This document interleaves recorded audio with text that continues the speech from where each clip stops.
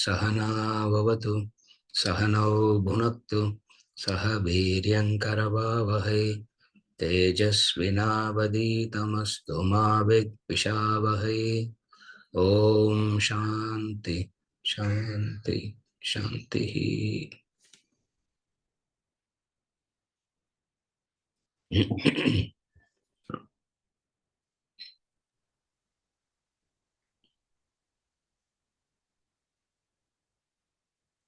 अर्जुन उवाच एवं सततयुक्ता ये भक्तास्त्वां पर्युपासते ये चाप्यक्षरमव्यक्तम् तेषां के योगवित्तमाः। श्रीभगवानुवाच मय्यावेश्य मनो ये मां नित्ययुक्ता उपासते श्रद्धया परयोपेताः ते मे युक्ततमा मताः। ये त्वक्षरमनिर्देश्यम् अव्यक्तं पर्युपासते सर्वत्र गमचिन्त्यं च कूटस्थमचलं ध्रुवम् सन्निह्यं येन्द्रियग्रामम् सर्वत्र समबुद्धयः ते प्राप्नुवन्ति मामेव सर्वभूतहिते रताः। क्लेशोऽधिकतरस्तेषाम् अव्यक्तासक्तचेतसाम् अव्यक्ता हि गते दुःखम् देहवद्भिरवाप्यते ये तु सर्वाणि कर्माणि मयि सन्न्यस्य मत्पराः अनन्येनैव योगेन मां ध्यायन्त उपासते तेषामहं समुद्धर्ता मृत्युसंसारसागरात् भवामि न पार्थ मय्यावेशितचेतसाम् मय्येव मन आधत्स्व मयि बुद्धिं निवेशय निवसिष्यसि मय्येव अथ ऊर्ध्वं न संशयः। अथ चित्तं समाधातुं न शक्नोषि मयि स्थिरम् अभ्यासयोगेन ततः मामिच्छाप्तुं धनञ्जय अभ्यासेऽप्यसमर्थोऽसि मत्कर्म परमो भव मदर्थमपि कर्माणि कुर्वन् सिद्धिमवाप्स्यसि।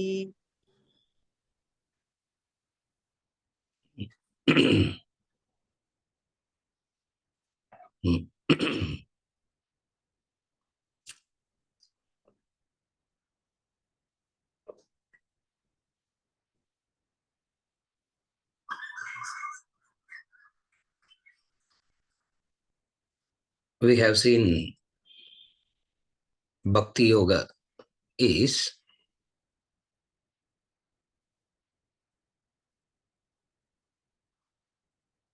when actions are dedicated to the God, then that action becomes Bhakti. This is the meaning of Bhakti Yoga. Again, Bhakti Yoga means you perform an action, and what are you dedicating that action to? So if you are dedicating that action to God, then it becomes Bhakti. For example, take a simple example like you are wiping a table. Wiping a table is an activity. Will you call wiping the table as Karma Yoga? It's only karma.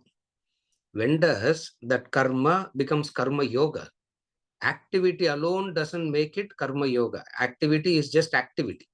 So when does it become Bhakti? When does karma becomes karma yoga? Karma becomes karma yoga only when the attitude component is also taken care of, the dedication part. So, what is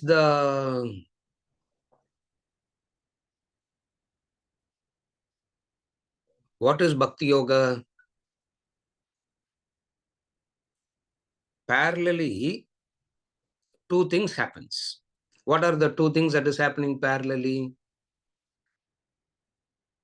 Me wiping the table is an activity, and me dedicating that acting of wiping the table to God is activity. So only when these two gets combined, it is that karma becomes karma yoga. Without dedicating it to God, I can do an action very efficiently, very professionally. I can do it very well, but that will not be called as karma yoga. Why? Efficient doing, intelligent doing, getting the results in the way that you want, all that by itself will not be called as karma yoga. So you can't say karma yoga means um, doing it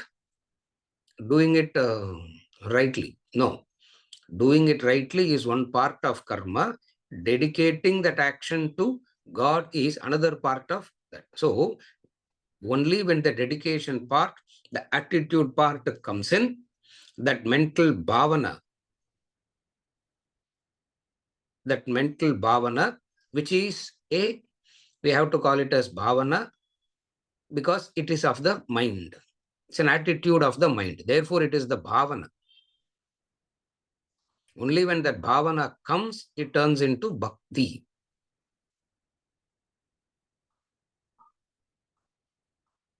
If you are not dedicating that action to God, then what are you dedicating it to by default? Work the other way, it will become clear. Supposing the person says, I don't believe in God, I don't trust in God, this God and all doesn't uh, appeal to me. Because all this looks very, very superstitious, all this looks very backward. Therefore, this doesn't appeal to me. Okay, if you are not dedicating that action to God, then what are you dedicating it to? By default, your actions will be dedicated to ego then. By default, ego alone will get ego will be the factor there.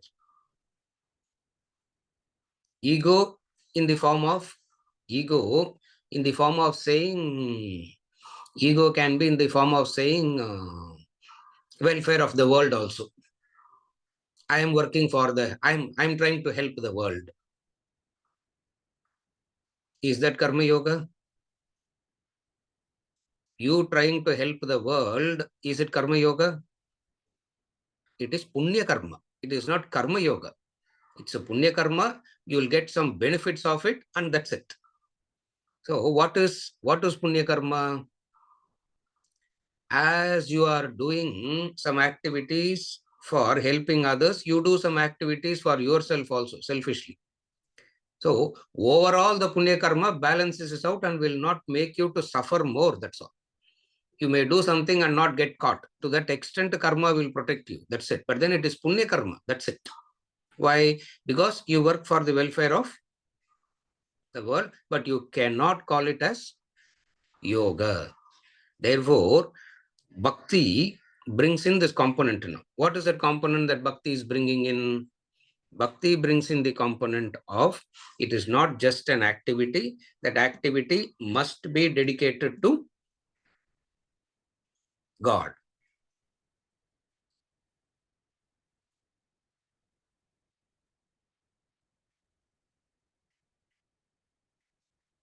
The yoga attitude is offering.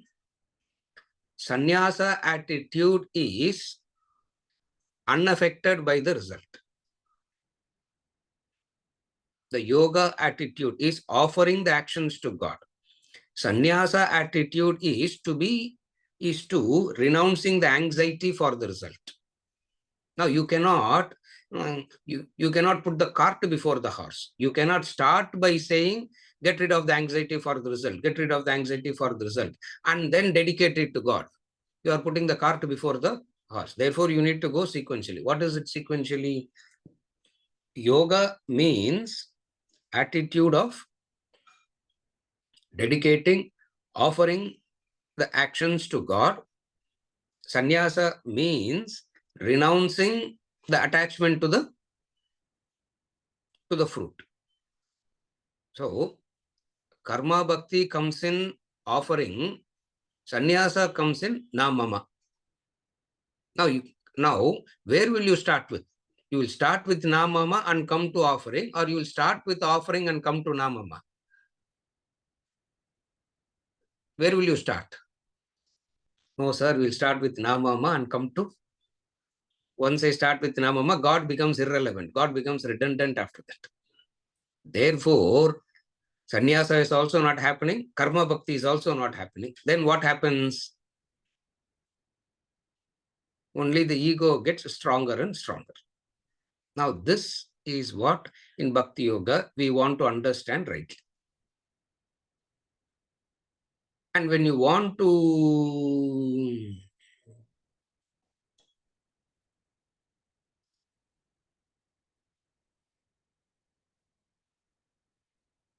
karma is a doing, karma is doing,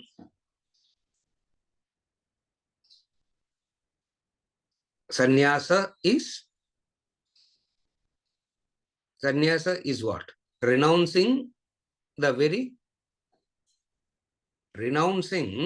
doing itself. You don't renounce the doing, doing renounces you. Again, in karma, your entire focus should be on doing. At one point in time, doing renounces you. When doing renounces you, at that point in time, it's called you have become a sannyasi. How does doing renounces you? Because of the inquiry that is done rightly, the maturity that has happened rightly, the intensity of the vasanas have reduced so much, the dependency on the world is gone. You can be Ratya Charpata, we studied yesterday. You can be on bare minimum and not feel threatened. You can be on deathbed and still not fear what's going to happen. Now, these are all very dramatic to hear, but nobody can actually do all these things. When I say nobody can actually do all these things, means you can't directly hear it and start practicing it. So anybody who starts hearing all this, straight away they think they can practice this. Straight away they believe it should be practiced. Now, in Vedanta, it is the sequence is very clearly established. What? Karma, bhakti, bhavana. Karma is the action doing part. Yoga, which is bhakti, is the attitude part. Cooking is an activity. When you are cooking for yourself, that has become selfish. When you are cooking for others, it is punya karma. When you are cooking and when you are offering that act of cooking to God, that becomes bhakti. Same action. So all actions, you can look at it from every action, you can look at it from these three angles. This idea must be very clear when you are practicing Bhakti Yoga. For you to understand Bhakti, this idea must be very, very clear. But sir, what is this God? That we have seen already. What is this God? Who is this God? Now you cannot ask what is this God? Who is this God? Why? Because the entire world that you are seeing is Vishwarupa has already taught. What is God? Vishwarupa has already taught us God. Vibhuti Yoga and Vishwarupa has already taught us God. Therefore, dedicating it to that divine.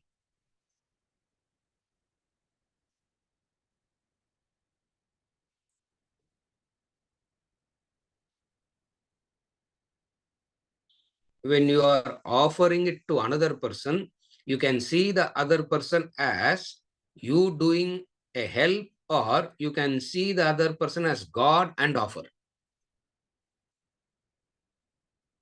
You can offer as help, or you can offer as oblation to God. Now, what of the two, what is Bhakti Yoga?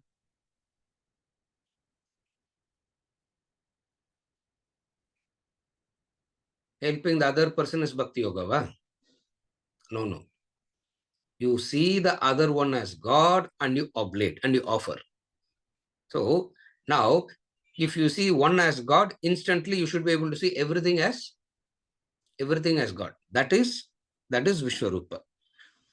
How did we explain this logic? That we have studied any number of times.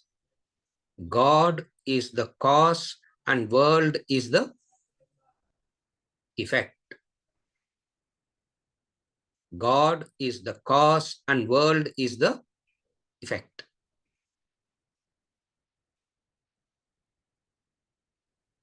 But it's all Maya, no, sir. Ashtavakra tells Janaka, oh, it's Maya, is it? Give all that you have and walk out empty-handed, he asks. Oh, no, no, no, that I cannot do. Then go back. Then go back. Don't give this discourse of Advaita back to me, he says. Ashtavakra takes it to a...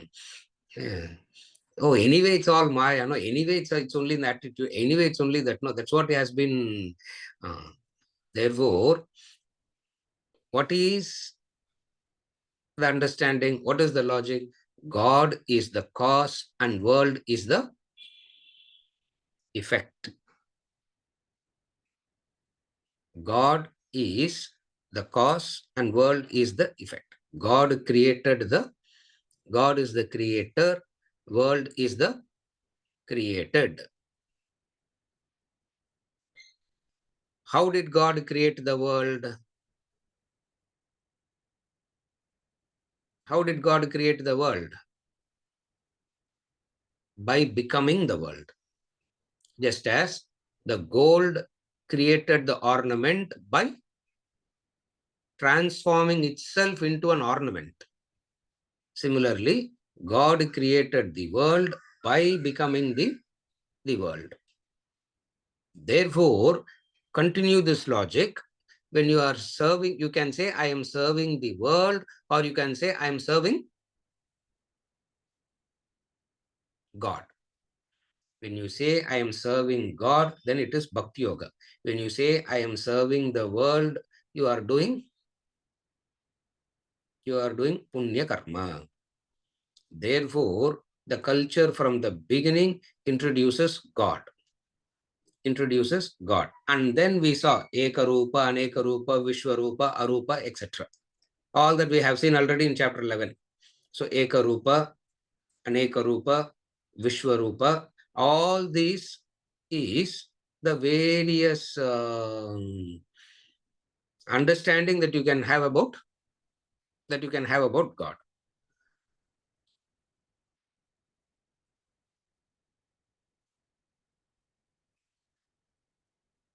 Ekarupa Bhakti is seeing God in one God, one form. Better than not seeing it at all. Better than not seeing it at all is to see it in a form. Then Aneka Rupa, various forms. Then Vishwarupa, the entire creation is God. Now, and then you go into Arupa Bhakti.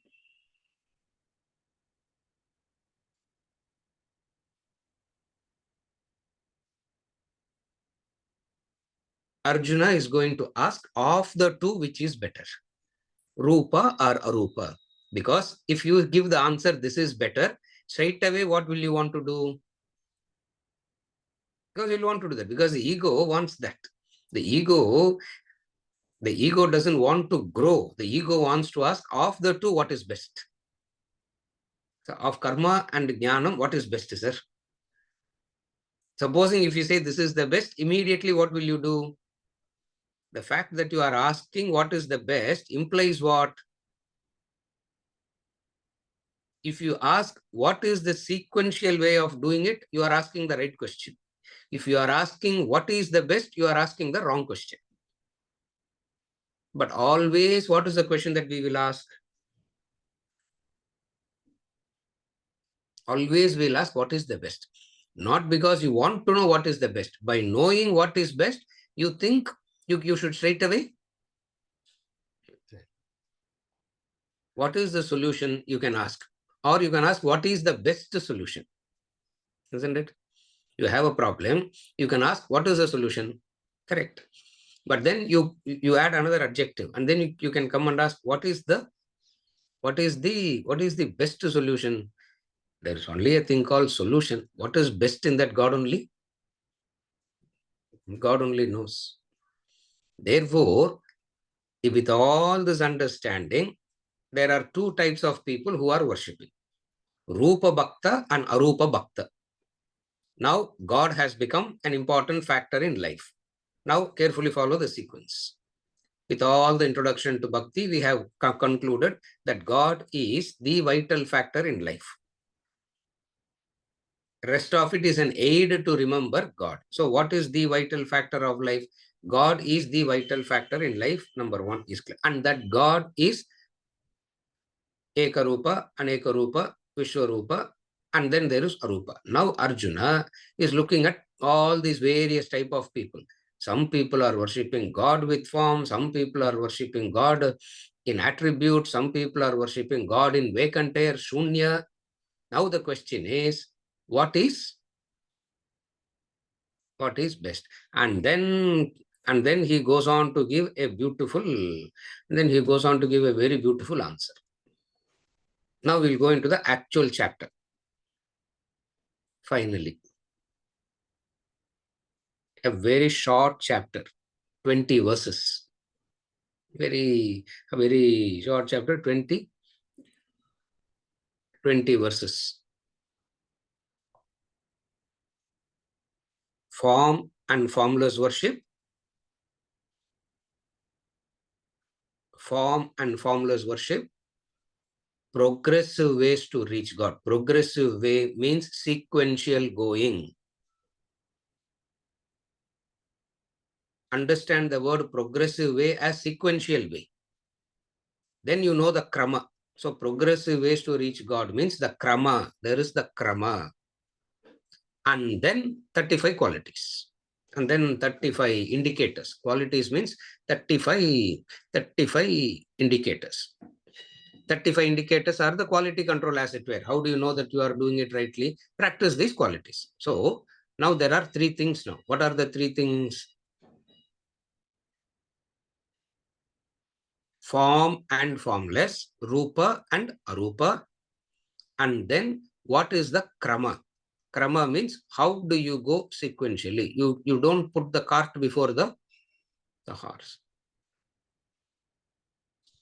Always remember this law. The end cannot be the beginning. If sannyasa is the end, you cannot begin with sannyasa. If nididhyasana is the end, you cannot start with nididhyasana. If self-realization is the end, you cannot start with being self-realized. The end can never be the beginning. But sir, the path and the goal is the same, no? Then there is no path and goal. Both have become one. It's a logical fallacy in thinking. If path is the goal, then you have already reached the goal.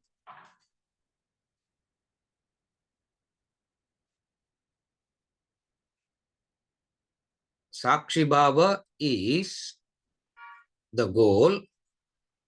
Being a Sakshi is the path. No. Sakshi Bhava is the goal. You mature yourself, do some spiritual practices sequentially, and then you will be able to practice Sakshi. If Sakshi Bhava is the goal, you cannot start practicing objectivity. You need to do it. That's what the second topic is going to say. Progressive ways to reach God. Progressive ways to reach God means sequential ways of reaching God. The third, the 35 qualities. Now we have seen that also already.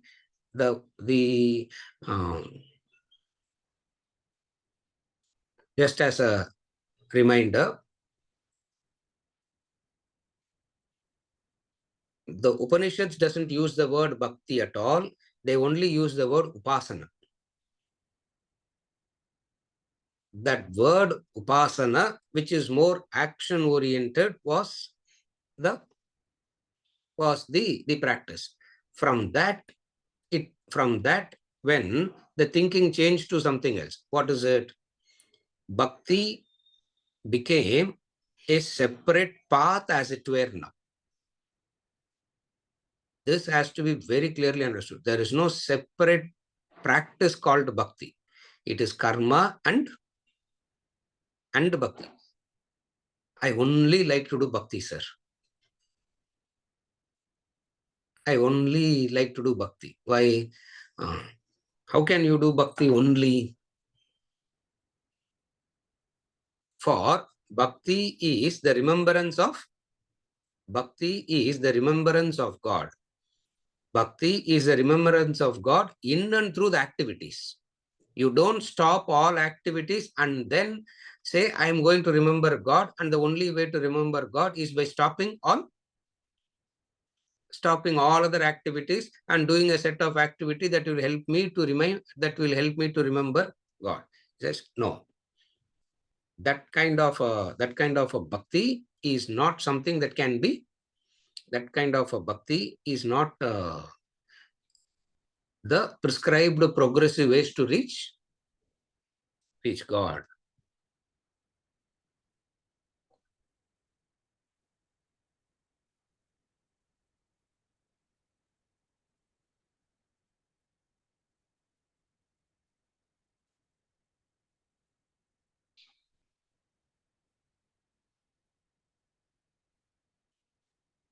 This bhakti yoga combination alone brings a clarity.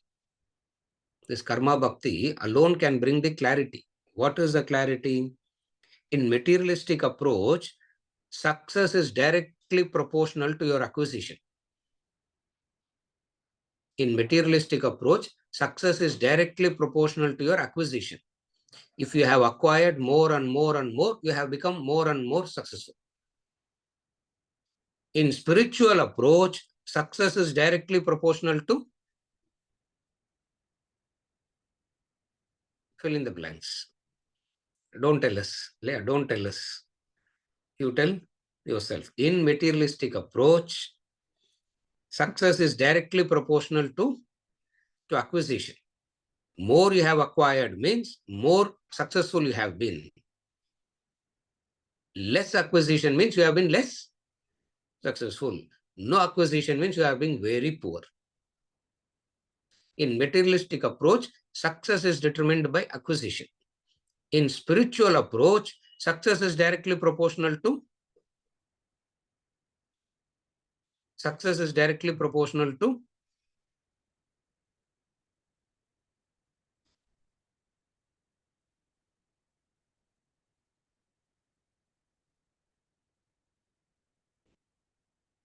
sacrifice, renunciation. Oh, somebody's typing. Sacrifice, renunciation, knowledge. In spiritual approach, success is directly proportional to how much you can give. How much you can give. Giving not as an attitude, giving as an actual giving. That is not acceptable, sir. This is not spiritual growth. Spiritual growth means I will continue to have everything. What all I will have, and still be very, I'll be very, see, as long as I'm detached, I can have everything. No, sir. That's what we have been learning. No. So all that I need is what? Have everything and also be, what a formula for, what a beautiful formula that we have learned for growth. Or you can have anything and everything. All that you need to be simply be detached. How do you get even detached? By understanding I should get detached, will you get detached? How will you get detached? Therefore, in spiritual approach, success is directly proportional to sharing. In English, it's called sharing. In Sanskrit, it's called dhanam. So, nitya naimittika karma, dhanam becomes an important aspect of nitya naimittika karma, nitya karma, and panchamaha yajna is the way in which you are, panchamaha yajna is the way in which you are contributing, sharing.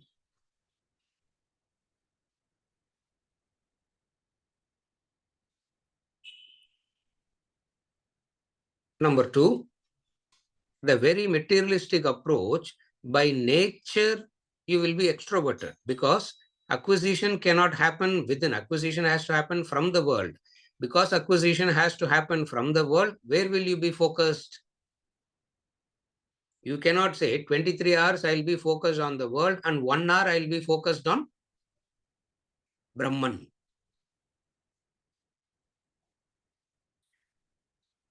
I'll go to temple for 30 minutes in a day, remember God, and then rest of the 23 hours, 30 minutes, I remember acquisition.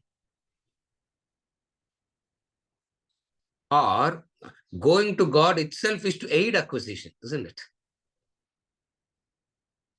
Or I go to God itself because of the notion that God is going to aid in my acquisition. Now, what is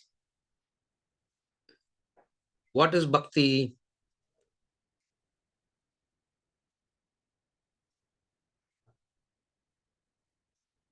That is where gratitude becomes the fundamental aspect of bhakti, because it is gratitude alone that will make you to, it is gratitude alone that will make you to give.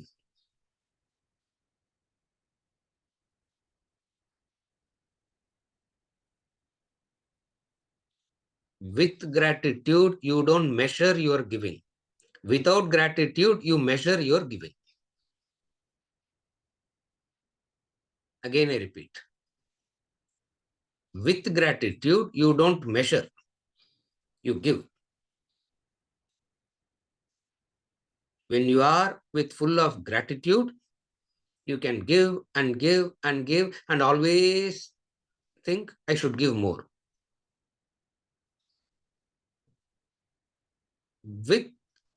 Without gratitude, what will happen without gratitude? Your giving is without gratitude, your giving gets very, very measured. When giving is measured, it becomes a transaction. When giving is measured, that's where it becomes a transaction. இவ்வளோ வாங்கினதுக்கு இவ்வளோ கொடுக்குறோம் sir, isn't it? For what I have received, I am giving. இவ்வளோ வாங்கினதுக்கு இவ்வளோ கொடுக்குறோம், அவ்வளோதான், isn't it? So when giving is measured, it is transaction. Better than not giving at all. Better than hoarding. So there is hoarding, there is measured giving, and then there is giving. Again, I repeat the three stages: hoarding, measured giving, and giving.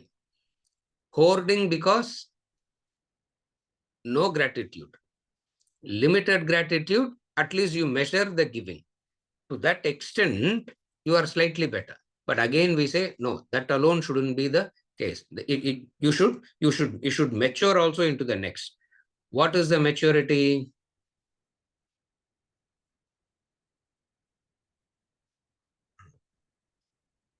What makes these three gradations possible? What is making these three gradations possible of not giving, measured giving, and just giving and giving and giving? What makes these gradations possible? Dear, dearer, dearest. If God becomes dear, measured giving. If God becomes dearer, slightly more giving. If God becomes the dearest, Venkatachalam, are you able to follow? When God becomes dearest, Okay, your child is the dearest. Measured giving or unmeasured giving? You don't measure, no. Why? Because for giving to become, for giving to happen, dearest has to happen. Now, you should ask yourself, where is God in this category? Dear, dearer, dearest. Now, how do I know whether God is dear, dearer, dearest? What is the indicator? There is only one indicator. What is that indicator? Giving. Can I give? Can I give? But sir, I want to give to God, but God is not coming in front. No, I'm ready to give to God, sir. Ram Subramaniam. God கொடுக்கறதுக்கு ரெடியா இருக்கிறேன் sir. ஆனா எங்க God வராரு? Where is God coming to me? What is the answer? What is the answer to that? Vishwarupa has already taught you. It is Vishwarupa has already taught you. Therefore, you just have to keep giving and giving and giving. But if they put in the bondi item, now what will happen? If I become bondi, if I become bankrupt, what will happen? Blessed are those who goes bankrupt by giving. Wretched are those who are bankrupt by hoarding. I'm not saying this, sir. This is a statement. Remember the verse from the Gita, he says, wretched, kripana palahetavaha. Wretched are those, he says. Isn't it? Kripana palahetavaha. Wretched are those, he said. So blessed are those who goes bankrupt by giving. Wretched are those who become bankrupt by hoarding. Hoarding is one kind of bankruptcy. Giving is another kind of bankruptcy. Of the two, which one is better? No, sir, hoarding is better. Giving bankruptcy, we don't want. Hoarding bankruptcy is still better. Why? Wealth is the dearest. Wealth is the dearest. Whatever is the dearest, you cannot let go of that. If you are not able to let go of that, means it has become the dearest. Therefore, in order to develop this gratitude and make sure that you see divine everywhere, Vibhuti Yoga and Vishwarupa Yoga helped.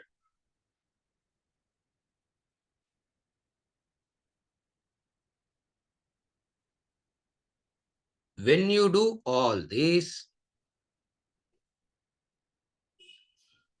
when God is getting dearer and dearer, you are going nearer and nearer. When God is dearest, you have become nearest to God. At that point where you have become nearest to God and dearest to God, you are qualified for Advaita. Jnana Yoga takes over there, and then you say, instead of saying I am dearest to God, you say I am God. Now, in order to say I am God, you need to get dearest to God first. That's where karma bhakti is very, very helpful. Without that, you cannot reach. You can keep talking. For janmas and janmas, we can keep talking about Advaita. For janmas and janmas, we can keep hearing Tattvamasi, I am Atma, Brahma, Aham Brahmasmi. Nothing will happen. Why? Because in you, what is still dearer? Wealth is dearer. Selfishness is still dearer, isn't it? What is the solution? The solution is this. Make God from an alien, from a non-existing entity, God, bring God into your life first. After bringing God into your life, make God an object of dear, dearer, and dearest. Dearest implies you are so close, so close, so close. But then the last bit of duality is there, which is very frustrating. Now get to that point of frustrating duality. Don't try to don't try to act like Advaita now only. You follow the difference. Bhakti Yoga is going to give us how to make God dear, dearer, dearest. Now, what is Arjuna asking now? Instead of asking the right question, he will always ask a question which is unconnected, and Krishna will somehow make sense into that question, and he will give us a beautiful answer. What Arjuna has seen now, he saw two categories of people. Who are the two categories of people that Arjuna has seen now? Those who say, I worship God with form, those who say, I worship God without form. What is all that story, Krishna? He gives a beautiful answer. This is the topic breakup of Bhakti Yoga. Verse number 1 padingo. Arjuna Uvacha. Arjuna uvacha evam satata ye bhaktasvam paryupasate ye chapyaksharam avyaktam tesham ke yoga vittamaha. Arjuna uvacha evam satata ye bhaktasvam paryupasate ye chapyaksharam avyaktam tesham ke yoga vittamaha.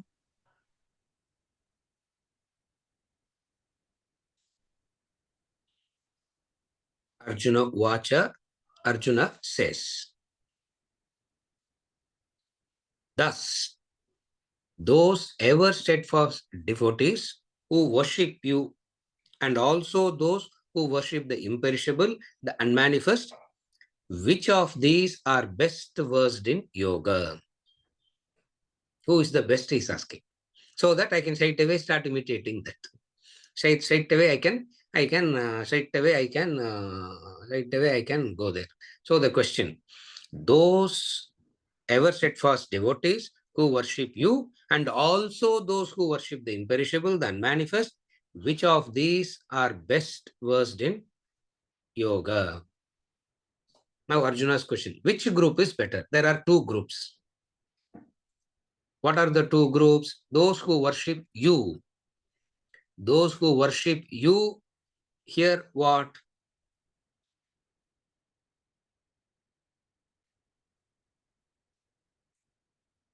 Two technical terms they use here, Saguna and Nirguna. Actually, the word Nirguna is a guna. So with form and without form. That's why we don't say Saguna, because Nirguna becomes another guna. Without any qualities becomes another quality. Therefore, we don't say this Saguna Nirguna, even though people call it like it is form and formless. What is form? There is God with Nama Rupa. That is form. There is God which is Avyaktam Achintyam. Nirguno Nishkriyo Nityo.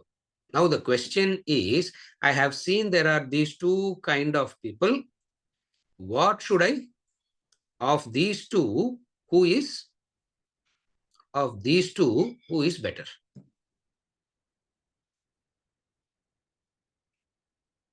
Should God be worshipped with form, or should God be worshipped without form, formless? Sir, we are all intellectual class of people, so formless is more formless is good, no?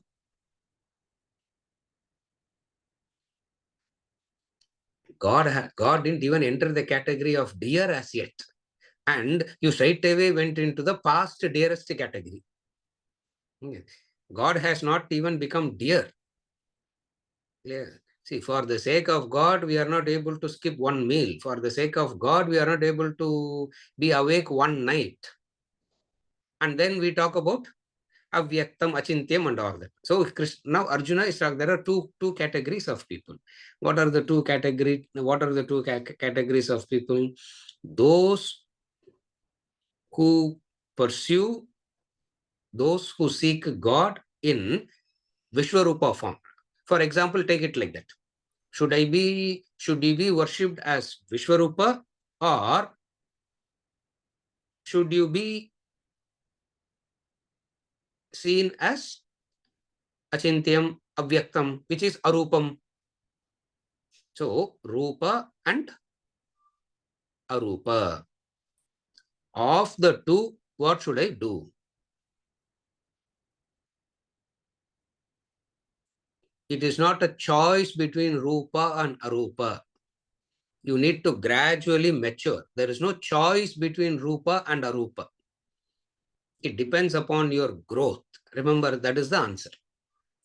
Should I worship God with form? As though you have a choice between choosing God form and godless form.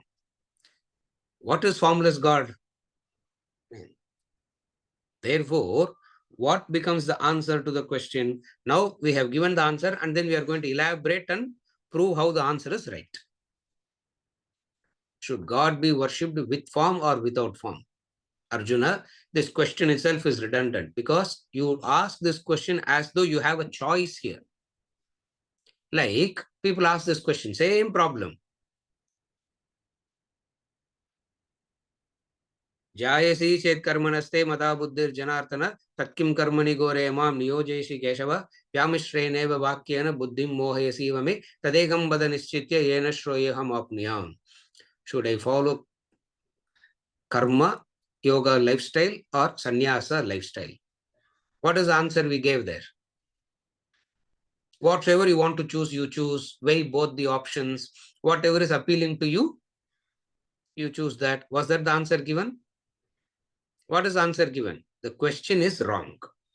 The question is wrong. You don't make it. There is no choice.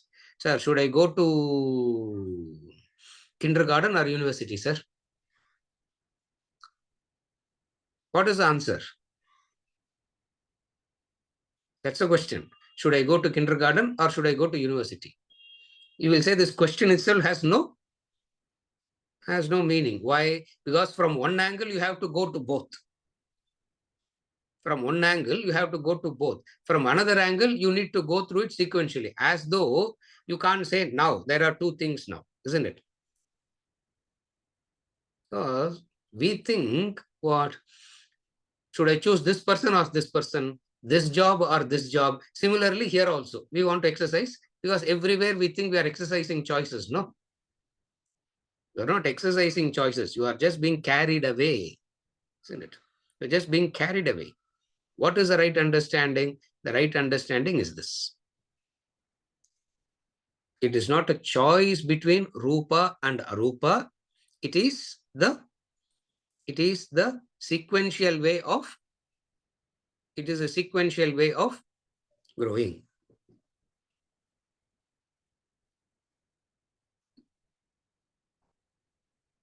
Going to kindergarten is essential. Getting stuck in kindergarten is foolishness. Going to university is essential. Getting stuck in university is essential, is foolishness.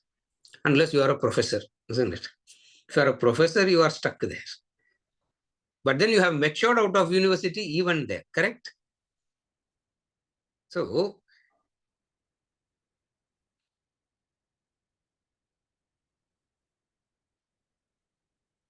don't ask questions as though you have a choice. Don't ask questions as though you have a choice. Should I follow Grihastha lifestyle or Sannyasa lifestyle? Of the two, what is better, sir? Should I marry or should I not marry?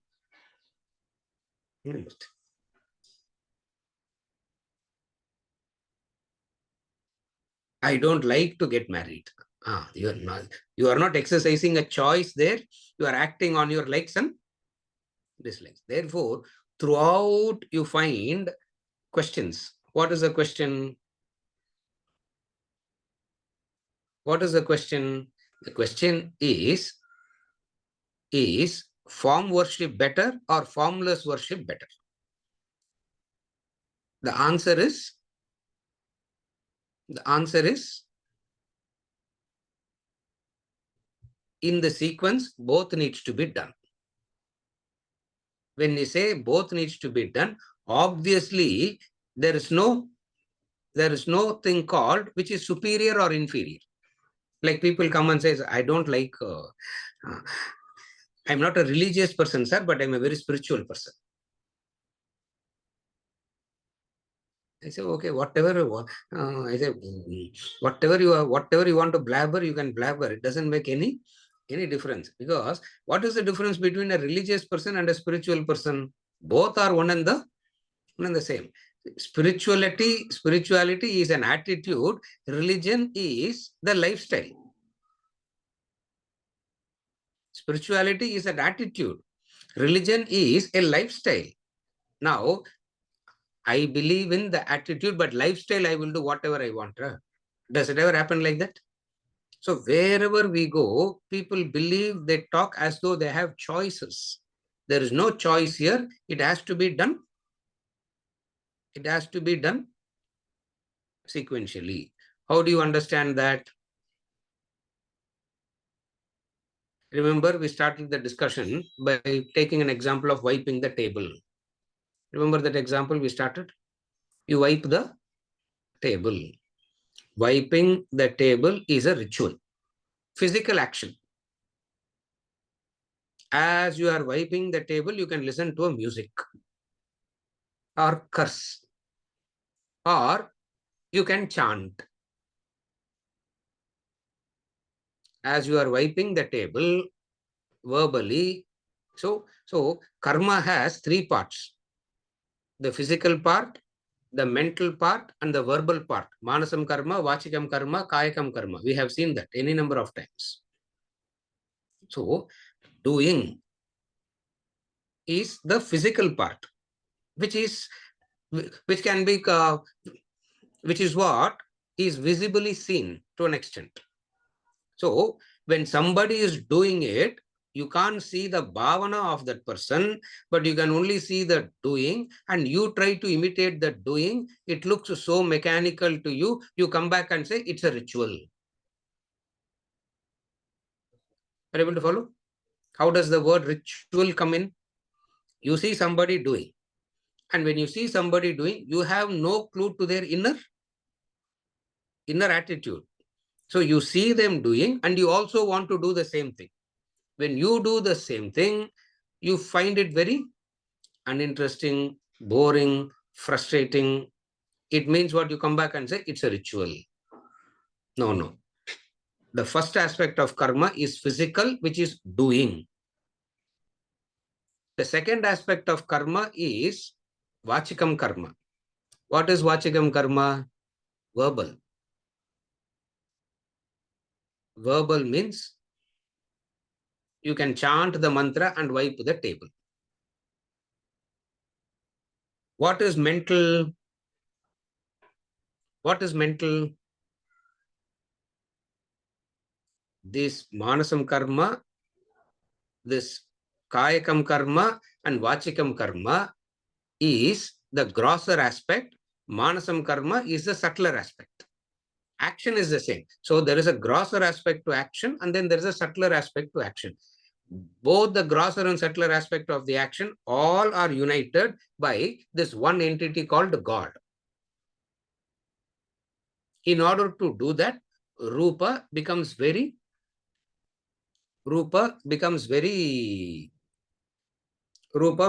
essential. Once you mature into it, you ask the question, is God only? Then God becomes not dearest, but a subject matter of inquiry. Now God should become the dearest first for you to inquire. So karma bhakti will make karma bhakti will make God dearest. Once God has become dearest, then you can inquire. You can say God or you can say Brahman, doesn't make any difference. Here I'm using God, Brahman synonymously. Why? Because sometime back in one of the introductory sessions, we said that in chapter 2, Karma Yoga, he will call it as Buddhi Yoga, isn't it? Buddhi Yoga Dhananjaya. Actually, what is he saying is Karma Yoga. Because he uses the specific term there, we stick to that term. Because he is using the word Rupa here, we will use the word God. But what is meant is for you to inquire about God or for you to inquire about Brahman, that entity must become dearest. You inquire about wealth. You inquire about what are the various ways of making wealth, and not having it is very painful. Having it is going to be blissful. All that you have understood because wealth has become dearest. If God becomes dearest, the intensity with which you seek wealth, you will seek God. Compare it like that. If wealth, the intensity with which you seek wealth, dearest, isn't it? Even at 90, that man is worried about investments, isn't it? Even at 90, looking at the share market, isn't it? And every bear, bull, I don't know what all is happening there, isn't it? Every bear, every bull making the human being. So even at 80, what is dearest? Even at 80, the wealth is the there. It means dearest means that which you will have unwavering attention. That is dearest. Dearest means unwavering attention. Ananya chinta. If ananya chinta on wealth means,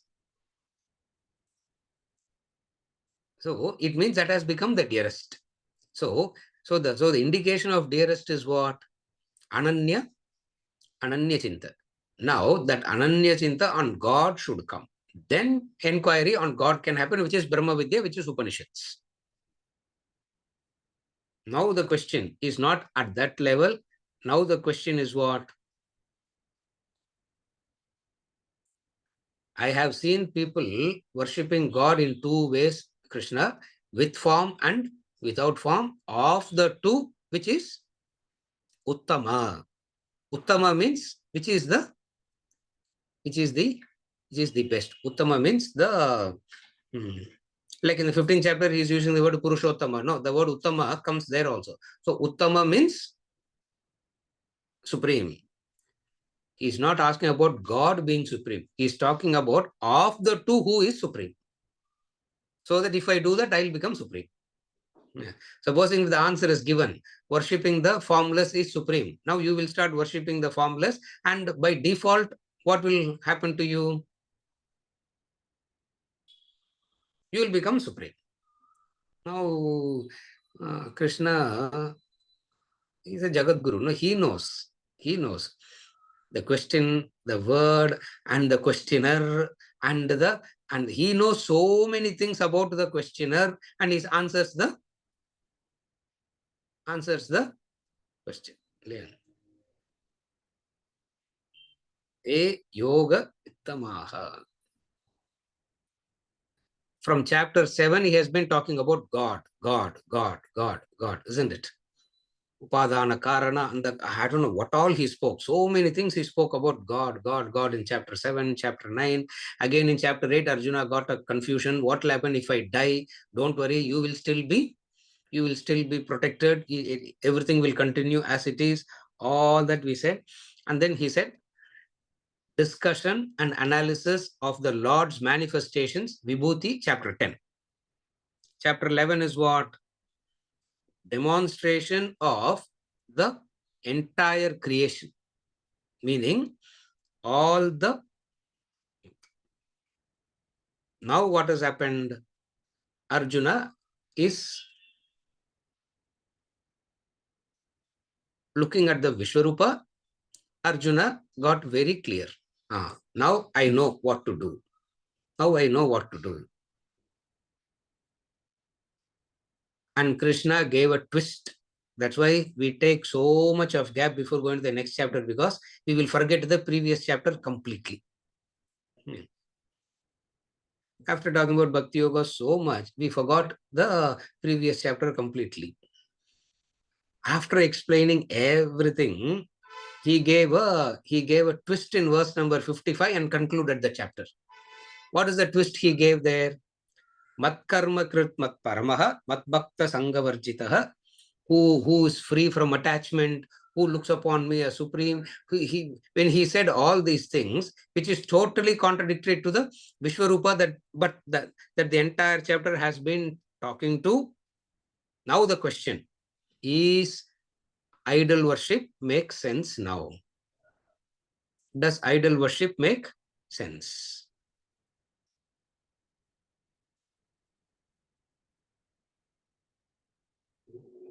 The very fact that he is asking this question implies he doesn't understand the basic teaching methodology. What is the teaching methodology? The subtle will be expressed in a gross form. The subtle will be expressed in a gross form.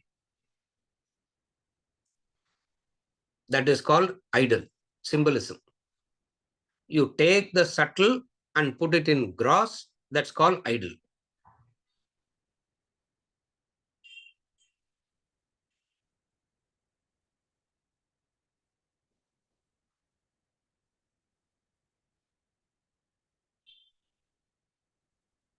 You want to say the other person is welcomed, which is subtle. How do you express that act that the other person is welcomed? When the person says, when the person comes, you keep flower, you offer flower and welcome that. Now that offering flower is an idol, which is gross. What are you trying to convey? So taking the subtle and putting it in gross is the art of symbolism. Why do we have to do it like that? What is the necessity to do that? The necessity to do that is because nobody can understand the intentions. Everybody can understand only the action. Looking at the action, you have to infer the intention. Because in order to know the intention, you have to go inside that person. Can you go? Anybody? Can anybody go inside of anybody like that to understand the intention? Therefore, action becomes very... So action is the only method by which you can express. Therefore, action is the idol, which is the gross. The affection that you have is subtle, the ideal. Now, in order to express the affection, which is subtle, why can't you just sit with your eyes closed and say, all are welcome, you are welcome, I love you? Why can't you do that? You can do that. Will you ever have the satisfaction of having expressed it? Will the other ever receive it? Therefore, how do you have to express your affection?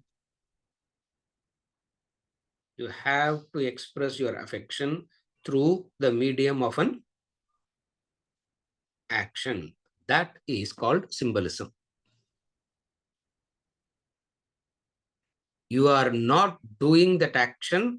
That action is an expression of your intention.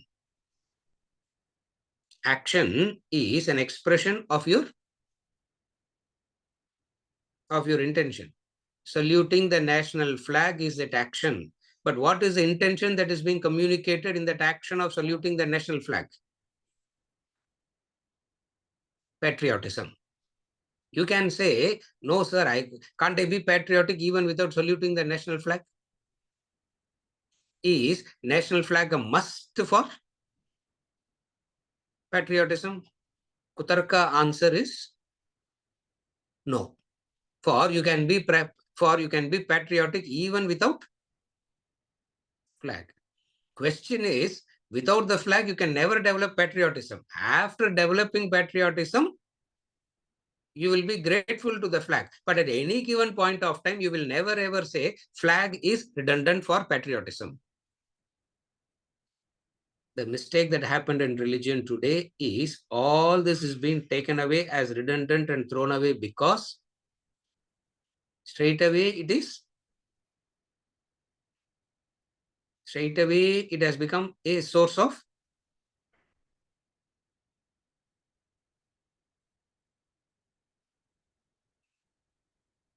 action is wrong. So attitude alone is enough.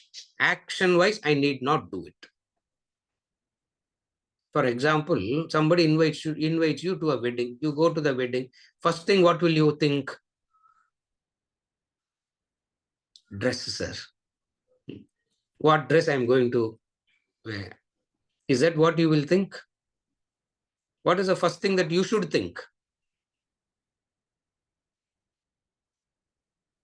First thing, what will you think?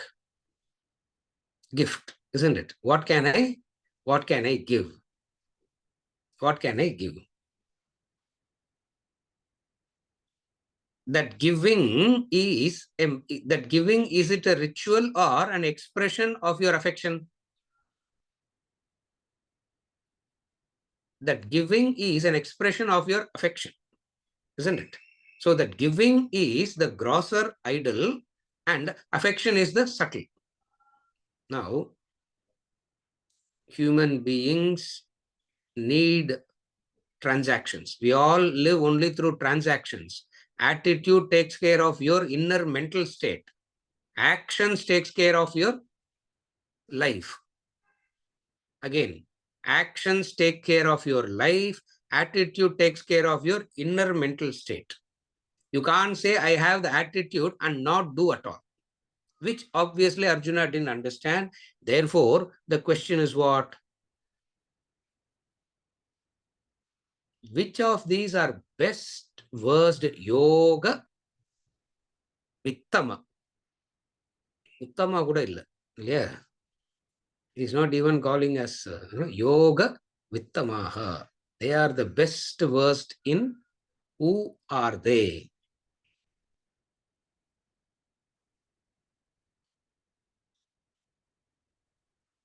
To say formless worship is superior is wrong. It's like saying university is superior to a kindergarten student. Is university superior or inferior?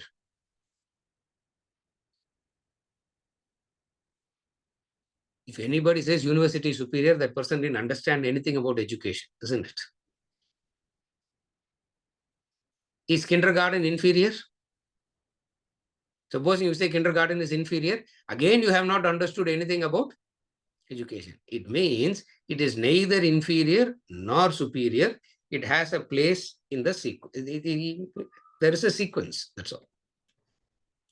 You follow? Which Arjuna didn't understand. Therefore, the question. What is the question?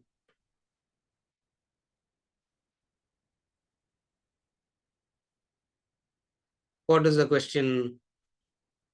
Of the two who is worshipping you with form or without form, who do you consider as the best?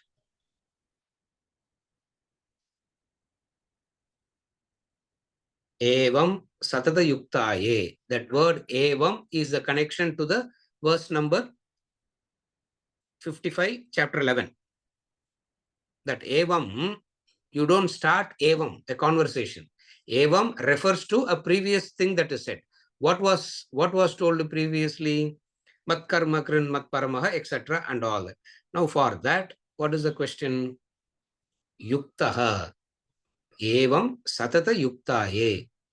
Yuktaha means one who has a committed lifestyle, meaning focused. Yuktaha means the one who's practicing yoga becomes a yukta.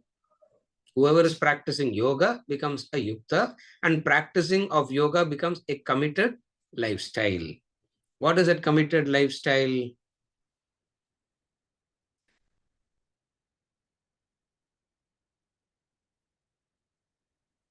Satatam, always. So you have to be a satatam yukta. Satatam means always. Always you have to be a yogi. Always you need to practice this yogi. Of the two, yoga vittamaha, who is superior?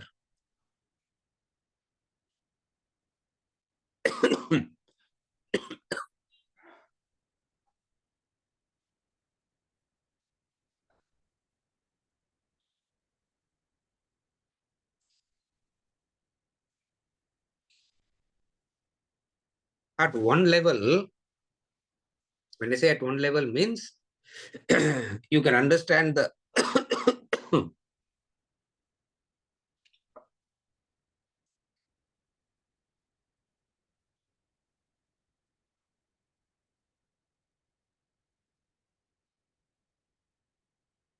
in verse number remember verse number 38, chapter 2, he says naivam papam avapsyasi tato yuddhaya yujyasva naivam papam avapsyasi. The only way to avoid the papam is to be a yuktaha, satatam yuktaha, which is already started explaining from chapter 2 onwards. That's why I'm going backwards and forwards. Samadukke same kritva labha labho jaya jaya tato yuddhaya yujyasva naivam papam avapsyasi. Naivam papam avapsyasi means one of the most radical statements of the human being. Though killing, you will not incur sin. Though slaughtering, you will not incur sin. Why? Because your lifestyle is a yuktaha and nitya yuktaha, satatam yuktaha. So when you are living a life of satatam yuktaha, you are free from the consequences of the action. Why you are free from the consequences of the action? Your mind is shifted to your mind, your attitude, your goal has shifted to the highest. When we say to the highest, it means God. And what is the highest in life in this context? God. The moment God has become the dearest aspect of your life, and everything that you are doing for the sake of God, for uniting with God, naivam papam vapsyasi. That he said already. He continued that in chapter 9 and said, important verse, the geometrical center verse, Bhagavad Gita. Ananya Sintayanto Mam Yejana Paryupasate, Tesham Nityabhiyuktanam Yogakshemam Vahamyaham. For the Nitya Yuktaha, I will give you yoga and kshema. So, not only you will not incur sins, yoga and kshema will be given to you. That is the benefit of Satata Yuktaha. Are you able to follow now? What is the benefit of Satata Yuktaha? In chapter 2, he said, Naivam Papam Avapsisi. In chapter 9, he said, Yoga Kshemam, yoga and kshema will be given to you.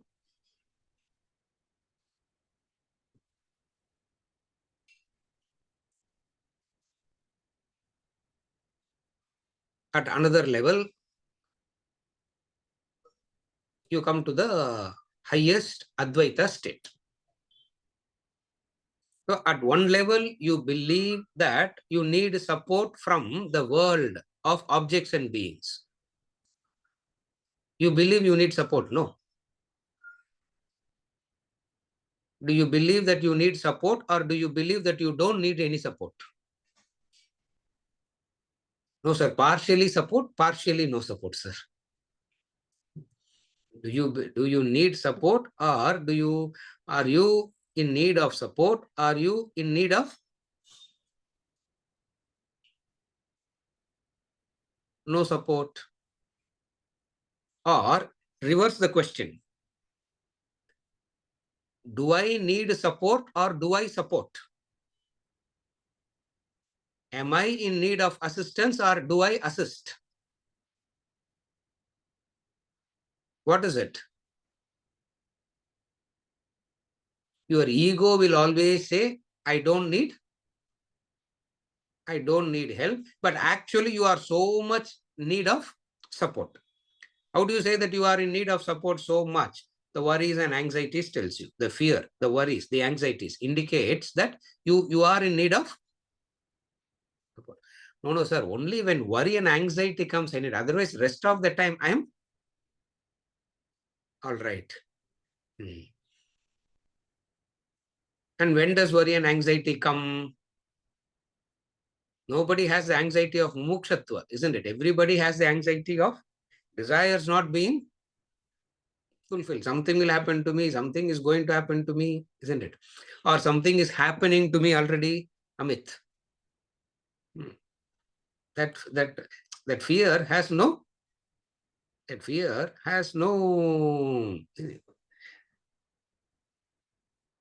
at one level you say, I need support. At another level you say, I am the supporter. Later on he is going to say, Upadrashta, Anumanta, Bharta, Bhokta, Maheshwara. He's going to say that sequence, that beautiful sequence of growth, where you think you need support to the one who you say, I am the supporter. And how do you support? Supporter is the Advaita. What is the Advaitic sense of support? Like the screen supports the movie. How do you support? The screen supports the movie. How does the screen support the movie? In the movie theater,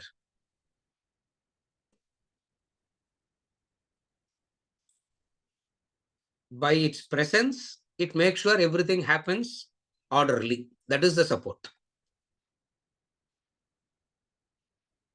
In the initial stages of human beings' life, we all need support. Now, what do we think is going to support? World of objects and beings.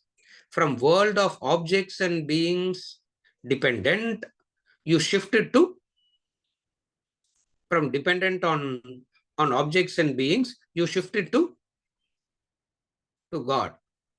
That also we have seen already that also we saw already in one of the introduction.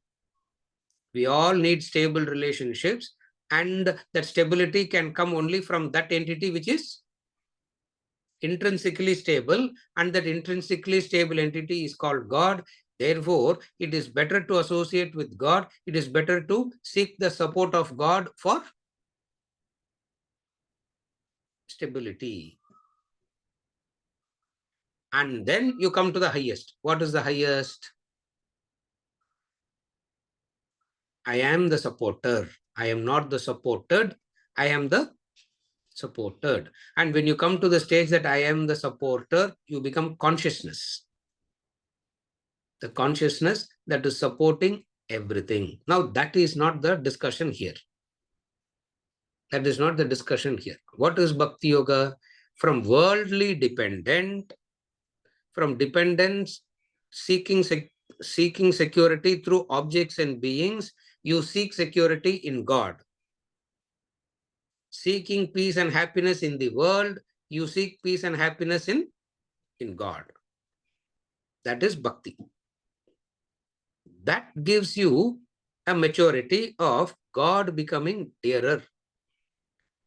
So first bring God into your life, and that God should become dear, and that God should become dearer, and that God should become dearest. Now, straight away, he's talking about the dearest. What is the indicator of dearest? Verse number 38, chapter 2. verse number 22, chapter 9. The two verses that I quoted is the indicator of the one who is living a life of yuktaha.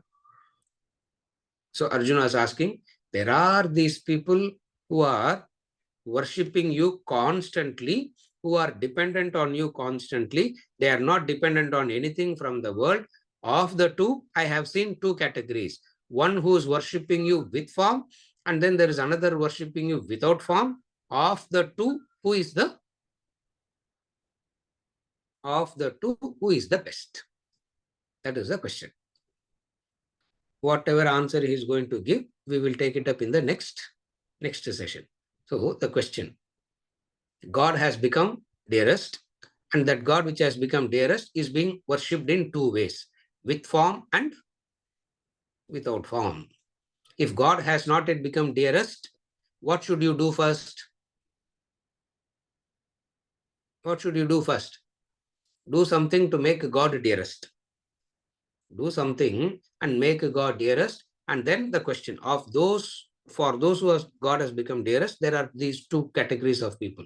One who is worshipping you and another who is worshipping the imperishable. You refers to form, rupa, and the imperishable refers to arupa. So, rupa form of worshipping, arupa form of worshipping, what should I? Instead of asking what should I do, he is asking who is the best. And if Krishna says this is the best, that becomes a sanction for him to. Sir, which country is best, sir? India or America? If you say America, obviously what it means? Obviously what it means? You have to choose that, no? So he say, of the two, who has become? Of the two, what should I? Yoga Ittamaha. Whatever answer he is going to give, we'll continue in the next session.